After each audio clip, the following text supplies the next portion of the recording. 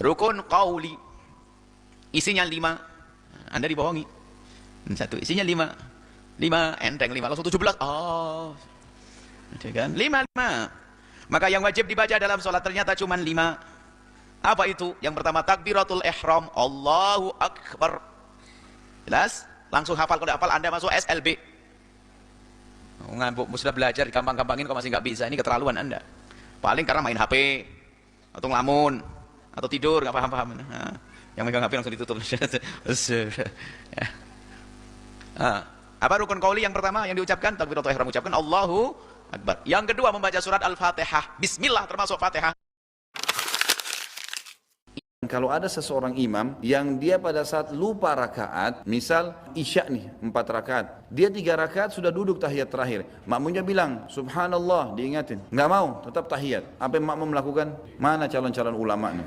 Tetap duduk. Antum tahu nih, ini rakaat ketiga, subhanallah nggak mau, subhanallah nggak mau, dia tetap tahiyat. Antum duduk ikut sama dia. Setelah dia salam, antum berdiri lanjutin 1 rakaat. Karena kata Nabi SAW, innama ju'ilal imam liyutamma bihis shalah. Imam dijadikan memang untuk diikutin, menyempurnakan sholat. Apa yang kalian dapat dengannya lakukan, apa yang kalian tertinggal maka sempurnakanlah. Jika perempuan sujud apakah sama dengan laki-laki atau menghimpit ke dada tangannya begini? Nggak ada perbedaan, sama dengan laki-laki. Nggak ada perbedaan. Bahkan yang menghimpit ke sini itu riwayatnya bukan riwayat dari Nabi. Ya, saya harapkan menghindari yang seperti itu karena ada seorang yang ditegur oleh Nabi ketika dia bersujud tangannya begini menghimpit. Karena itu menutup diafragma. Sedangkan dalam keadaan sujud itu darah itu jantung memompa darah dengan kencang disalurkan ke otak. Jadi kalau Anda tutup seperti ini itu bisa berbahaya. Ya bisa menutup jalan nafas gitu ya. Jadi sama aja dengan laki-laki, tetap terbuka seperti biasa, sejajar dengan bahu. Ya di Al-Bukhari nomor hadis 715, bisa sejajar dengan daun telinga, di An-Nasai nomor hadis 1101 atau di hadis Muslim nomor hadis 391. Jadi ketika Anda takbirnya begini, saat sujud posisinya seperti ini, itu nggak ada masalah. Apa bedanya antara sholat yang sah dengan sholat yang diterima? Jadi bedanya antara sah dan diterima, sah itu kriteria lahiriah. Kriteria zahir, lahiriah. Sehingga orang bisa menilai, bisa. Maka Bapak bisa menilai sholat Bapak, yang Bapak lakukan. Tadi sah atau tidak? Saya bisa menilai, sholat saya sah. Yakin Pak? Yakin. Dari mana Bapak tahu? Saya sudah melakukan rukunnya semuanya, nggak ada yang hilang. Wajibnya saya kerjakan. Syaratnya juga saya penuhi. Dan saya tidak melakukan pembatal. Jadi saya yakin sah. Alhamdulillah. Sholat Bapak sah. Tapi kalau diterima, ini bicara kriteria batin. Tidak ada satupun yang tahu kecuali Allah. Jangankan kita, Nabi pun tidak tahu. Mengenal 13 rukun sholat. Rukun sholat adalah hal-hal yang wajib dilaksanakan dalam sholat. Jika salah satu rukun sholat ditinggalkan, maka tidak sah sholatnya. Inilah 13 rukun sholat menurut ulama fikih. 1. Niat. 2. Berdiri jika mampu. 3. Takbiratul ihram. 4. Membaca surah Al-Fatihah. 5. Ruku dengan tumaninah. 6. Itidal dengan tumaninah. 7. 2 kali sujud dengan tumaninah. 8. Duduk antara 2 sujud. 9. Duduk tahiyat akhir. 10. Membaca tasyahud akhir. 11. Membaca solawat yang pertama. 12. Membaca salam yang pertama. 13. Tertib. Sekian, itulah yang termasuk rukun sholat. Nggak sama tak bedai, nak pancen bener, langsung tak angkat ke direktur. Nak bener tuh. Coba rukun sholat pertama itu apa coba? Rukun sholat pertama. Niat. Niat sama berdiri dulu mana? Ayo niat dulu baru berdiri, apa berdiri dulu baru niat? Berarti niat sama berdiri dulu mana? Nah, rubah kan? Artinya kita mau bilang tartib, urutannya niat, berdiri, takbir, gak bisa. Yang dikatakan niat itu apa?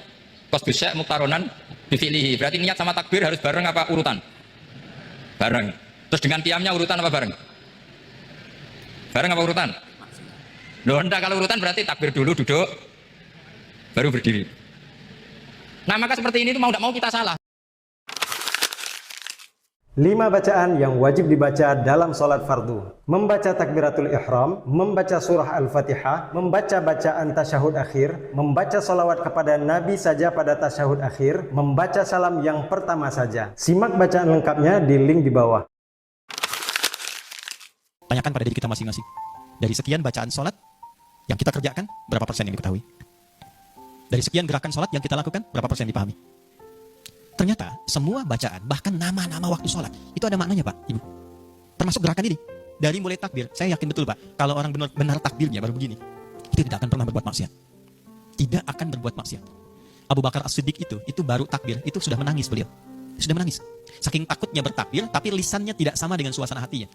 Allahu Akbar, katanya mengatakan Allah yang maha besar. Tapi aku takut sebelum sholat pernah merasa besar pada orang lain. Pernah merasa hebat dibanding orang lain.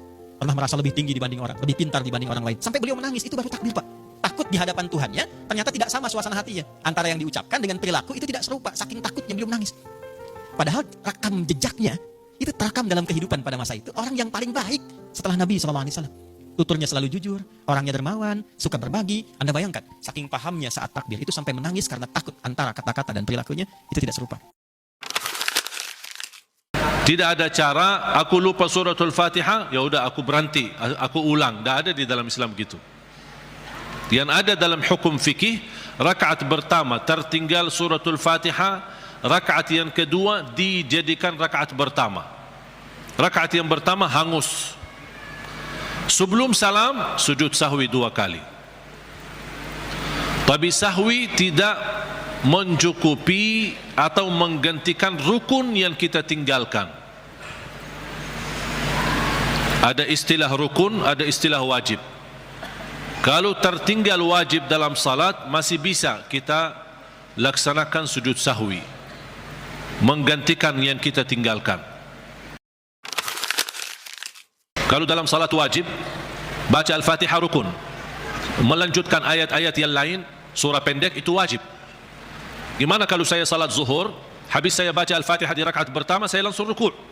Berarti apa yang tertinggal? Bacaan ayat kan? Surah pendek tertinggal. Hukum surah pendek sesudah Al-Fatihah wajib di dalam salat fardu. Sunnah di dalam salat sunnah. Artinya apa? Kalau saya lakukan salat sunnah, boleh nggak saya hanya baca Al-Fatihah kemudian langsung rukuk? Boleh. Tidak harus baca ayat-ayat yang lain. Itu di salat sunnah. Tapi di salat wajib, rakaat pertama, rakaat yang kedua, Al-Fatihah rukun, dan kewajibannya dilengkapi dengan wajib baca ayat, walaupun satu ayat. Walaupun satu ayat, tidak harus satu surah. Satu ayat kemudian langsung rukuk. Boleh. Amma yatasaalun, Allahu Akbar. Satu ayat. Itu sudah mencukupi melaksanakan yang wajib. Kalau kita belajar di musola di surau dulu, niat itu kan panjang. Usolli fardhu dhuhri arba'a raka'atin mustaqbil qiblati lillahi ta'ala. Fardhun lillahi ta'ala, Allahu Akbar. Panjang niat itu. Ternyata yang wajib dihadirkan di saat kita takbiratul ihram bukan semuanya itu. Hanya dalam sholat fardu mu'tabarat yang 3 saja. Bermaksud melakukan sholat fardu, menyebut meyakini kefarduannya, dan ditentukan sholat apa, zuhur. Makanya usolli fardhu dhuhri sudah cukup. Aku ingin sholat zuhur yang fardu, selesai. Menoleh ke kiri dan ke kanan tidak membatalkan sholat, asalkan tidak melakukan gerakan 3 kali gerakan berturut-turut, karena leher termasuk anggota besar.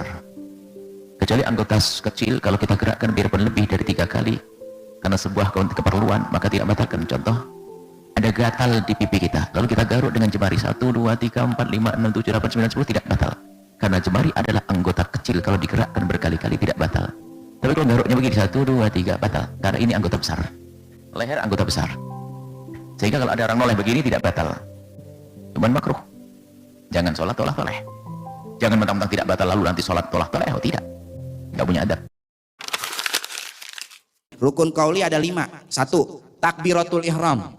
Mesti diperdengarkan ke telinga.